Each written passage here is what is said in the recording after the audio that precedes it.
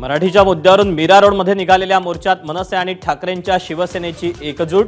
अखेर मनसेने ठरवलेल्या मार्गावरूनच निघाला मोर्चा। अविनाश जाधवांसह स्थानबद्ध केलेल्या नेत्यांची ही सुटका।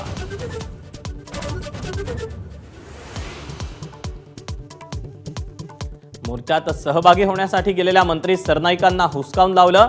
50 खोके एकदम ओकेच्या सरनाईकांसमोर घोषणा। लोकांच्या रेट्यापुढे सरनाईकांची माघार।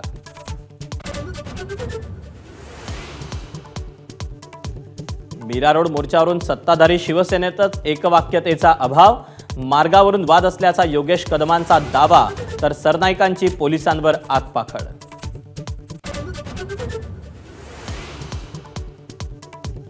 मनसेच्या मोर्चाला परवानगी नाकारण्यावरून मुख्यमंत्र्यांची राज्याच्या पोलीस महासंचालकांकडे तीव्र नाराजी। परवानगी नाकारून बदनामीचा कुणाचा हेतू होता का याचा अहवाल सादर करण्याचे आदेश।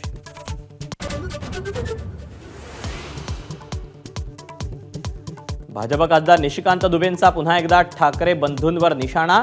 उद्धव ठाकरेंच्या एका नेत्याच्या मालमत्तेची माहिती देत केला भ्रष्टाचाराचा आरोप, तर राज ठाकरे गुंडशाही करत असल्याची ही टीका।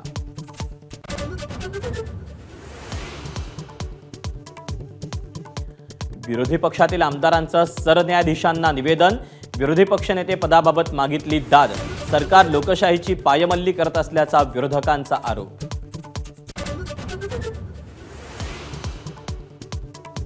विधानसभेच्या विरोधी पक्षनेतेपदाच्या मुद्द्यावरून विरोधकांचा सभात्याग। विधानभवनाच्या पायऱ्यांवर सरकार विरोधात घोषणाबाजी।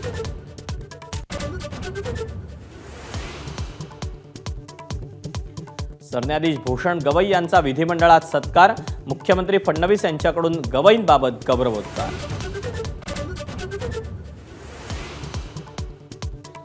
भाजप आमदार सुरेश धस यांच्या मुलाची बाईक स्वाराला धडक। सागर धस यांच्या कारच्या धडकेत बाईक स्वाराचा दुर्दैवी मृत्यू।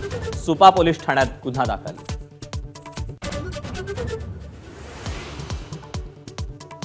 पुण्यात आईचा निष्काळजीपणा बेतला असता मुलीच्या जीवावर।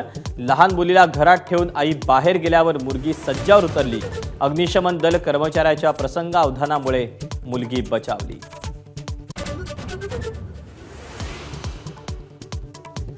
पुण्यातील एपीएमसी मार्केट मुंबई बाहेर हलवण्याच्या हालचाली।